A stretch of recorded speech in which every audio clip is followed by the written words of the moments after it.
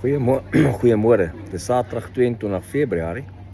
Vroegoggend hier in Edinburgh, ek so pad terug Nashville toe. So hierso van môre af sal ek weer baie betrokke kan wees by die antwoorde wat julle wil hê vir die program en so aan.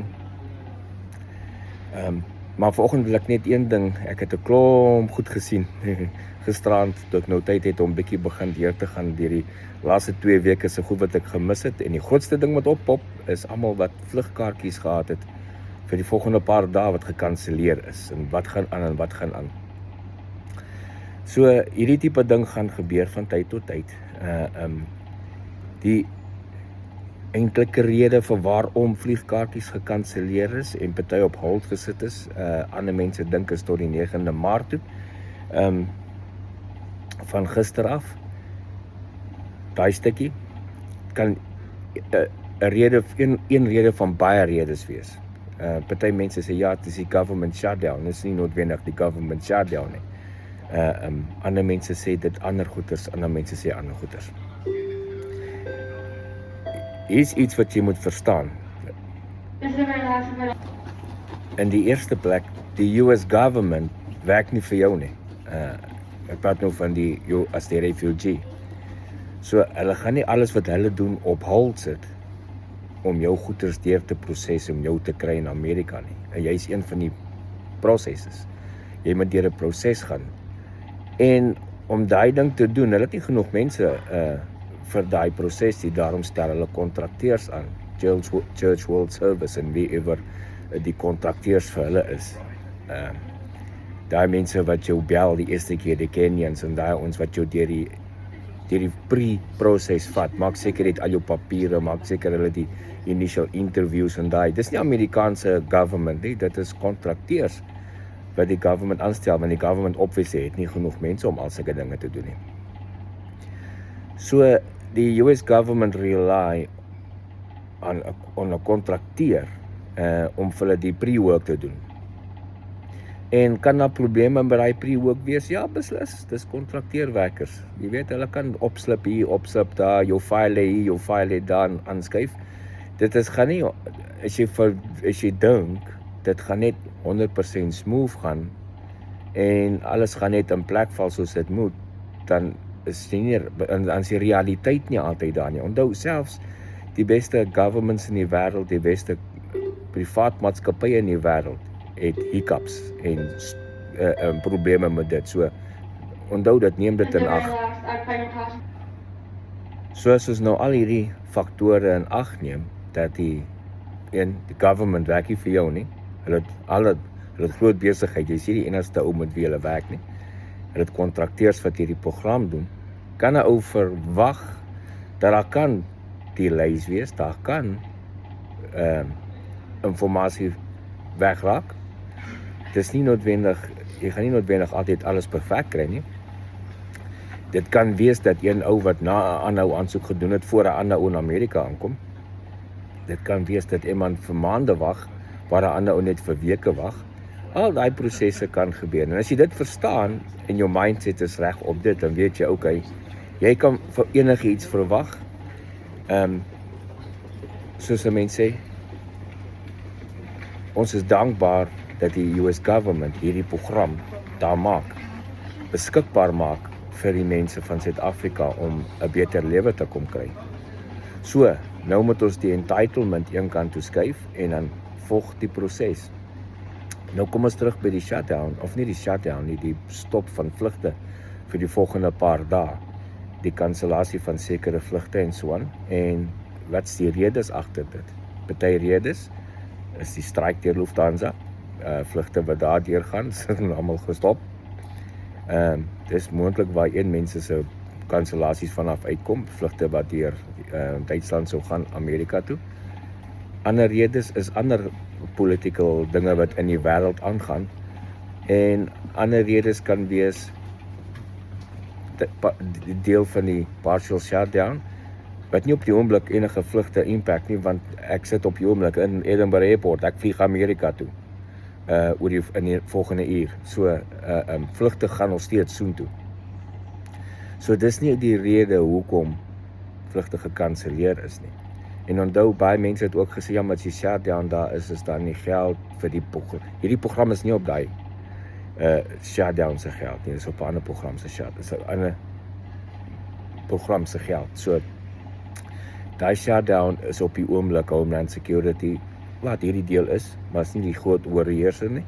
En ook is dit, dit gaan meer indeels TSA workers en so impact.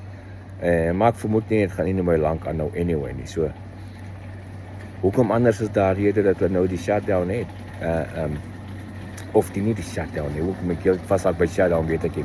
Maar hoekom is die ander redes vir kansellasie? Daar kan 100 ander redes wees. Daar kan wees program realignment, daar kan allerhande dinge wees. Onthou, die program wat Trump uitgesit het, te sê, hy gaan en doen dit. Jy weet hoe vloeiend is politiek en dinge aan die gang. Kyk wat gebeur op die oomblik in die wêreld. Daar's nou ander prioriteite vir die US government.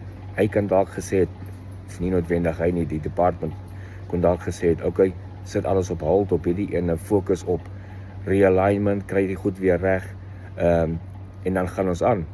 Dit kan dalk 'n hold wees om een of ander skuif in die program te maak. Dit kan 'n hold wees om 'n expansion van die program te maak. Mens weet nooit als hierdie dinge nie. Ongelukkig is dit dinge wat gaan gebeur en ons moet aanvaar dat die Amerikaanse regering, dat die refugee program vir Suid-Afrikaners is nie die nommer 1 prioriteit vir die Amerikaanse regering, veral nie nou nie. Daar's 'n moontlikheid dat ons in 'n oorlog gaan ingaan teen Iran. Baie sterk moontlikheid. Nie noodwendig 'n volskaalse oorlog nie, dit kan 'n stryk wees en alles is verby. Een stryk, dit kan 'n lang stryk wees. Maar sodra so iets begin, dan skuif die projek nie die projek nie, die priorities soontoe en gaan weg. Maar dit beteken nie die ander departments maak nou toe en stop en so aan nie.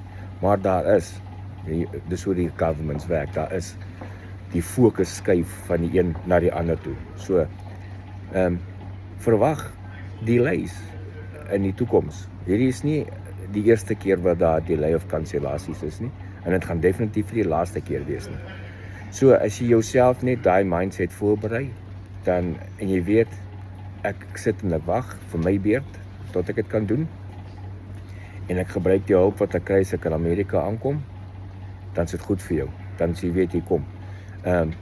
Jy weet, dit kan jou lewe omkrap vir die volgende paar maande, dis ongelukkig so, maar as jy jouself mentally voorberei daarvoor, dan is dit iets wat jy sal deurwerk, om vir jouself 'n beter lewe in Amerika te kom maak. So, hopelik hou die nie te lank aan nie. Hopelik kom dit alles vinnig weer terug. Hopelik word die program al groter, en hulle expand. Hopelik is dit nie 'n begin van te sê, okay, dis nou al, die proses is daar, dis miskien al genoeg, hulle gaan dit nou stop nie. Wat ek nie vir een oomblik sê, is die geval nie, maar enige iets in hierdie wêreld is moontlik. So wat ek sê is, hou moed, moenie jou goed verkoop opgee. As dit ek sal eers my werk bedank as ek my voete in Amerikaanse grond sit. Sal ek 'n e-mail vir my eenheid stuur. Of eintlik vir my company, my maatskappy. Ek sal vir hulle e-mail stuur die dag as ek my voete in Amerika sit en sê, okay, ek bedank. Ek's nie meer daar nie.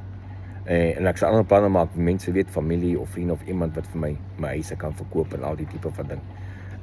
Want jy weet net nie hoe lank kan jy sit en wag nie. Ons weet van gesinne wat gesit het vir weke of maande, nadat hulle alles verkoop het en bedank het, want hulle kaartjies in hulle hande gehad en sit nog steeds in Suid-Afrika vas. En dit kan jou lewe ver ontwerp. Maar wat ek vir jou kan sê is, hier is die liggie aan die einde van die tunnel. Sodra jou voete in Amerika sit, my maat, dan is jou kop deur. Dan is die toekoms joune. Dis nie 'n sky, die sky is the limit. Vir jou kinders, vir jouself. Ek het hier oorbegin 40 jaar oud. Dat mense oorbegin hierso wat ek van weet 60 jaar oud en ouer. En maak 'n suksesvolle lewe. Byt vas. Jy sê, jammer vir julle wat kaartjies in die hand gehad het en nou sit en wag. Jammer vir die wat kaartjies in die hand gehad het en einde September nog steeds sit en wag. Ek hoop hulle kan dit uitsorteer. Ek hoop hulle kan, CWS kan hulle stront uitsorteer ook. Want hulle is definitief nie op die bol met alles nie. Hulle sit die pot mis baie plekke. So hoop hulle kan hulle goed ook uitsorteer en julle in die plek kry. So, ek travel vandag terug Nashville toe. Môre sal ek, môre is ek by die huis, ek die intruder, dan kan ons bietjie live doen met julle. Dan kan ons catch up vir wat ek gemis het die laaste 2 weke. Dan sien ons julle môre. Geniet die dag.